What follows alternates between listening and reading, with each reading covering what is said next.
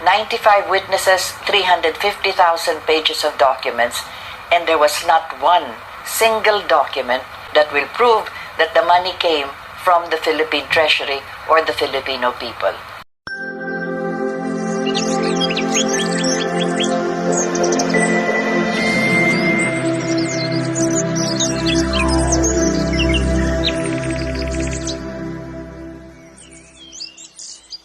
Hi guys, welcome back to my channel. This is Dion and this is the part 2 of the video which is all about the Marcoses. So sa part 1, the story is all about the wealth of the Marcoses, and in this video, sa part 2, will be about the cases filed against the Marcoses. So, watch the video guys para maintindihan nyo ang mga pangyayari or the real story during the Marcos regime. And sa last part, Madam Rita said, kung sino magpapakita sa inyo ng mga ebidensya, lalo sa mga nag-aakyusa at nagpupumilit na nagnakaw ang mga Marcoses, ilabas nyo na para matapos na ang kaso na to. Okay? So, watch the video, watch and understand. Ingat! Over the years, we've come across the question, what did Marcos steal from the Filipino people? This question comes up every time there are discussions, every time there are newspaper accounts, when they talk about this on radio and on television. And for the past 35 years or so, that has always been the question raised, that Marcos stole billions and billions of pesos from the Filipino people. And so it's important somehow that for someone like me, who has covered the office of the president, my curiosity is likewise like the most of us. What was stolen from the Filipino people? But then again, it is difficult to get into the personal accounts or the personal matters of the person that you're covering, for instance, like in television or in radio. So how do we really know whether Marcos did steal the money of the Filipino people? When I was covering Malacanang, the office of the president and that of the first lady, of course the coverage only involved the public events, public affairs as they are considered as those affecting the rest of the nation, policy statements, inaugurations, anniversaries, and every once in a while they have this affair in the palace or in Malacanang as you would call it, and that is just about all that you would actually know about this. But then after 1986, there came all of these issues that Marcos stole the money of the Filipino people. But what happened was, they did not file any case against Ferdinand Marcos here in the Philippines.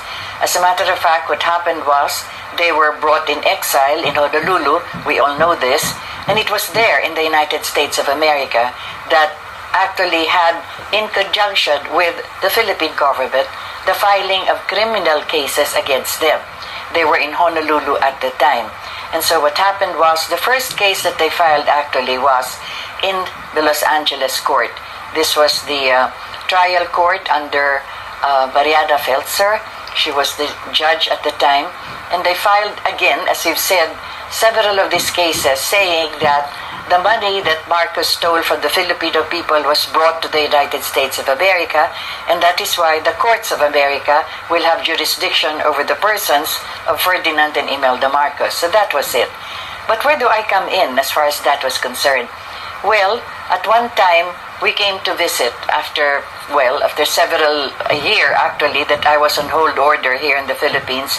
We came to visit President Marcos and Mrs. Marcos in Honolulu, and that was when we first learned that there were actually a number of cases that were filed against them. After that, we also learned that there were other cases filed elsewhere in the United States also for human rights violations. But right now, let's discuss, or let me talk about this so that you would know what I know about this firsthand, as you would say, up close and personal. So, the first case that they filed in LA, in Los Angeles court, was the RICO case.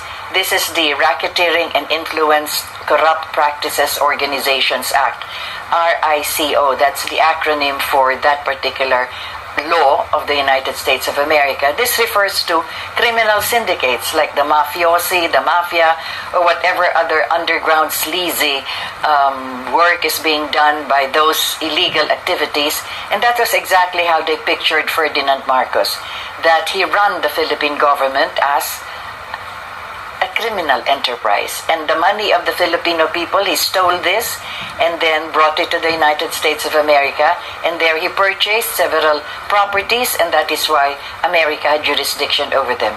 Now let's get to the bottom of this. Remember that all the documents as far as the Philippine budget is concerned are all filed in the Department of Justice of our country. All of this include what we call as the General Appropriations Act. That is where you see all the money that we are collecting or the government is collecting as far as taxes are concerned, all the money that comes in as far as investments are concerned, and that is all part of the budget. And that is supposed to be programmed every year as to where it is going to go. First, they go to the salaries and the maintenance of the government itself, and then next you have all the programs and the projects that the government wishes to implement. Those are the documents, and it is there in the Department of Budget. And then of course you also have documents that they found in Malacanang.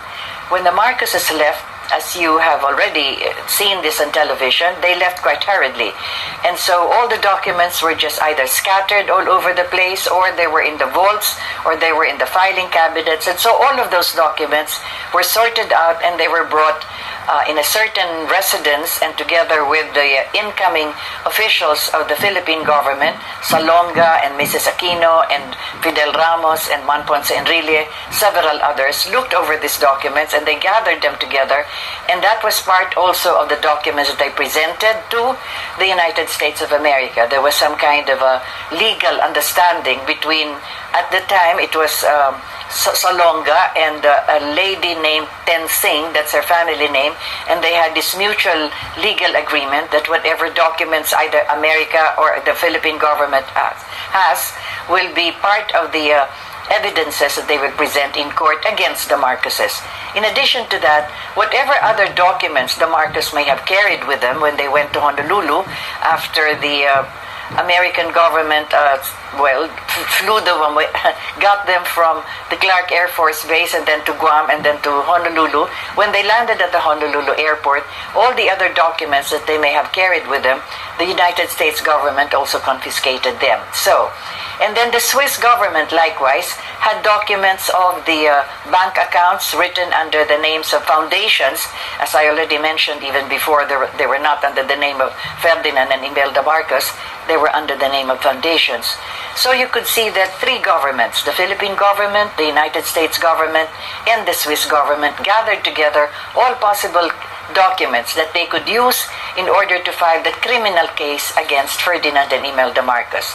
Now, a curiosity way of looking at things is where a journalist usually would go. Sometimes you call them investigative journalists, or sometimes you would call them just inquisitive journalists. My interest there is precisely that.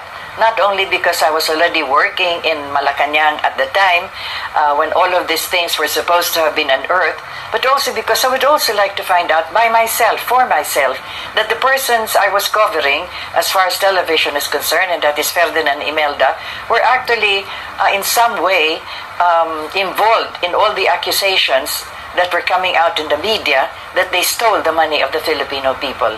And so it happened that at the time, there was nobody, practically nobody, who wanted to be associated with them, especially those who made money on them, those who were able to gain favors from them.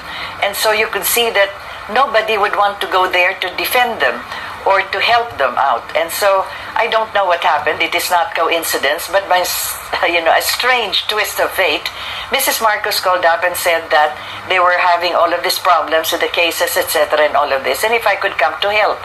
Well, the reason for this was because there was nobody else actually that would come to, at least to be by their side perhaps, or something, some kind of a moral support. So that began actually the journals that I wrote as far as interviewing both Ferdinand and Imelda Marcos, or the inner side of their stories, not the ones I was covering for the public, but perhaps to find out exactly what their answers would be regarding all those accusations.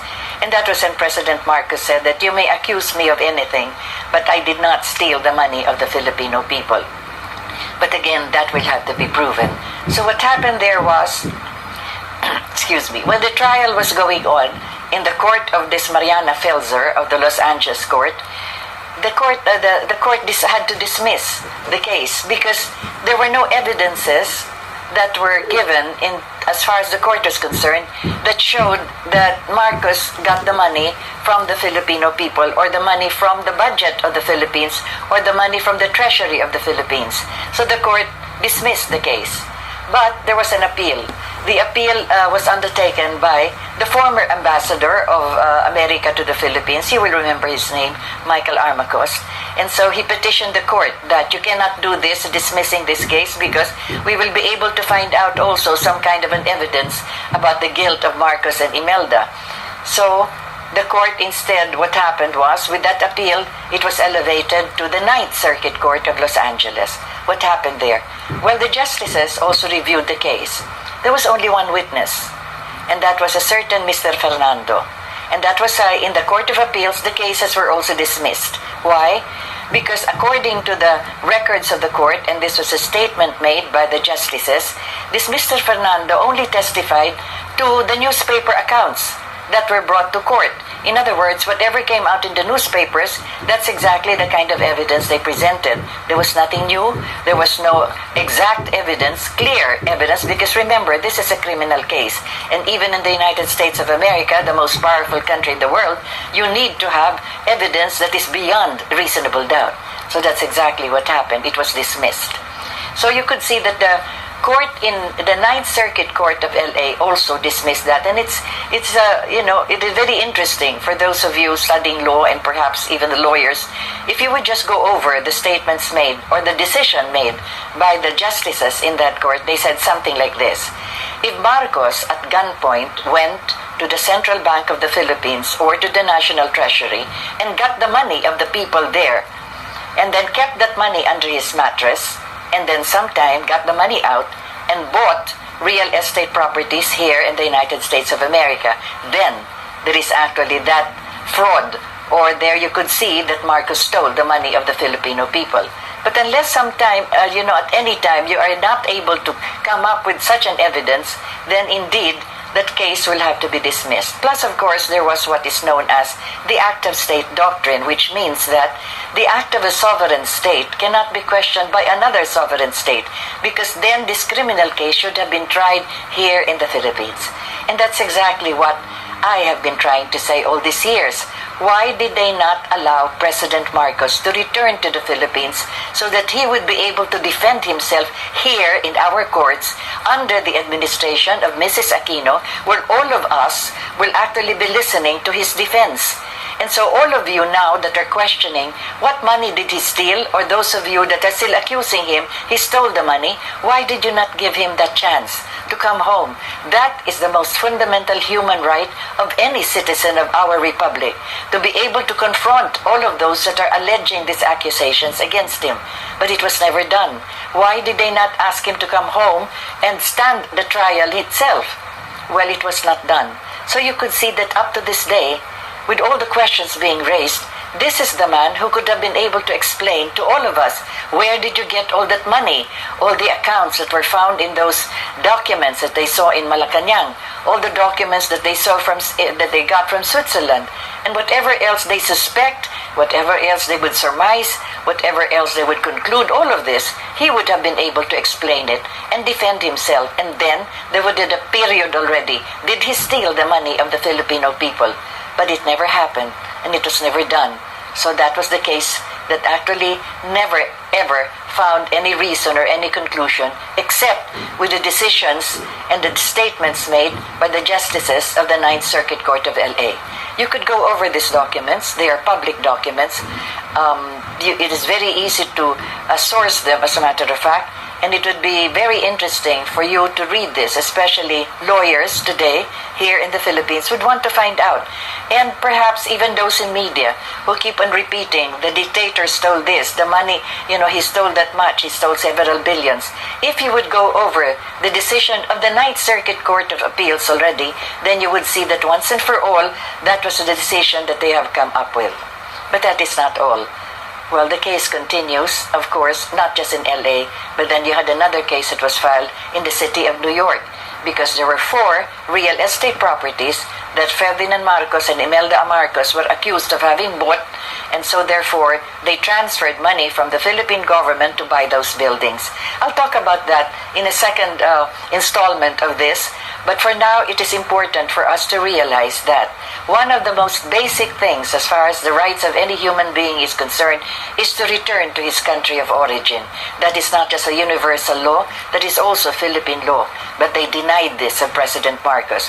He did file a case with the Supreme Court appealing that he come home to the Philippines several times, several attempts, until it reached the Supreme Court. In fact, when his mother died, he wanted to return home. When his sister died, he wanted to return home. When there was going to be supposedly a trial against him here, he also wanted to get home. But that was denied him. I'll talk about the other case, which is a continuation of that denial. And so when we say, what happened to the money? And did he steal the money of the people? Well, as far as the Los Angeles Ninth Circuit Court of Appeal is concerned, the case was dismissed. He did not have there was no evidence that he got any money from the Filipino people. But the saga of this particular question has not stopped there. In the New York City, they filed another case. This was done when Marcos was already dead. This was actually, well, not that he was dead. I mean, he was already bedridden in a way that he was in and out of the hospital. But the case was already filed, but he was not indicted as yet. But he could not appear in the New York indictment session because the doctors in Honolulu would not allow him to travel. That would be dangerous to his health. He could die while traveling. So it was Imelda Marcos that went to New York City. That was sometime in October, close to winter time, as a matter of fact. How do they call it? When it is gray November or gray October in your soul, it is also gray November in the weather. But she traveled to New York precisely to be at the court in Foley Square. That is the court of Judge Keenan. And that was where she had to make the plea of not guilty. Again, the law that she violated was the RICO case. And this time, the accusation was because there were 4 buildings that were allegedly bought by the Marcoses. These 4 buildings were the prime real estate properties in New York City. You had the Crown Building, 40 Wall Street, the number 5 Madison, and then of course the Herald Center, which I think would be very popular to those who would be shopping at Macy's. All of these 4 real estate properties were allegedly bought by President Marcos, and allegedly the money that was used to buy these real estate properties came from the Filipino people. That was when, at the time, President Marcos was already dead. He died, and that was, I think, he was dead for about 6-7 months already. So it was just the widow of President Marcos, Imelda Romualdez Marcos, who had to appear in that courthouse for close to 4 months of trial for this alleged violation of that RICO law of the United States of America. Again, all the documents that came from the Swiss banks, Swiss government, the documents that were obtained from Malacanang, from the vaults and the filing cabinets of the Marcoses, and all the documents that were obtained from the arrival of the Marcoses in Honolulu, they were all used as part of the evidences for that particular case. How many are these? That's 350,000 pages of documents. And they lined up 95 witnesses. So the trial lasted from, the jury selection sometime in March, all the way until July. So you can imagine how the daily trial actually brought about all of these evidences presented to court. There was a 12-man jury that was already earlier selected, but there was an additional 6 other members just in case any member of the regular jury would get sick or would have to beg leave and all of this. They did not want the trial to be hampered or be cancelled or be delayed precisely because there was a jury that was not present. So we had 12 members of the regular jury plus 6 others. So there were about 18 of them, yes, that were actually there, witnessing the day-to-day sessions of the trial itself. So as I was saying, this is the second part of the first part that I mentioned earlier. Both the RICO case was actually the one involved. But in New York, what happened there was Mrs. Marcos again requested if I could be there with her. I have to repeat the fact that nobody wanted to be with her at the time. This was when all the cabinet members of President Marcos were trying to avoid any association with him. Lawyers, perhaps, who also were friends of the Marcoses, also didn't want to be associated with them, because anybody that the FBI or the CIA or the intelligence agencies or the Justice Department of America, anybody who would go to Honolulu would be photographed, fingerprinted at the airport. They would do this and then to try and find out what is the connection with the Marcoses. They might be involved in the cases, likewise, that the United States of America has filed against the Marcoses. So that is why a lot of people feared going there, and they refrained from being associated. And so there was nobody else, perhaps, or there were several others that were there, but Mrs. Marcos requested if I could join her during the trial. Firstly, because early on, in the office of one of the lawyers here in the Philippines, we were already given copies of the, not only of the indictment against the Marcoses, but also a number of those evidences, so that we could find out if there were any other evidences here in the Philippines, either in government offices, that could be utilized in defense of the Marcoses. So since they knew, Imelda knew that I was going over these documents, perhaps I could help out. And that was the reason why I did help out, by joining the staff of Jerry Spence, who was later on hired as the defender or the counsel of Mrs. Marcos, together with his staff. One of them was a public accountant, in fact, because this involved a lot of accounts and a lot of computations that were necessary, and also to find out the money going in and the money going out and so forth, all of these little details. Anyway, so we had 4 months of the trial, and that's exactly why I could speak this way, because I went over 350,000 pages of documents which occupied not practically, but really one whole room in the Dag Hammarskjöld Towers. And you can imagine that the prosecution would go into the courtroom not carrying an attaché, but pushing a grocery cart, a big grocery cart, the one that you use when you buy other items in the supermarket. Well, all the documents for a day were inside a grocery cart, because there's a voluminous documents. Okay, 350,000 documents. And they lined up 95 witnesses. So in one day, we would have, for instance, the testimonies of bank managers, testimonies of bank accountants, testimonies of other people from the Philippines who were involved possibly with knowing whether Marcos had any deposits here or any deposits there, and so forth. But as I've said, there will still have to be anyone among all of these 95 witnesses who would be able to say clearly and categorically and with evidence presented that the money that was used to purchase those real estate properties in New York City came from the money of the Filipino people. I repeated this already in the last episode that we had here in these chronicles, that the money of the Filipino people you will find in the treasury, or perhaps in the central bank, or perhaps in the national budget.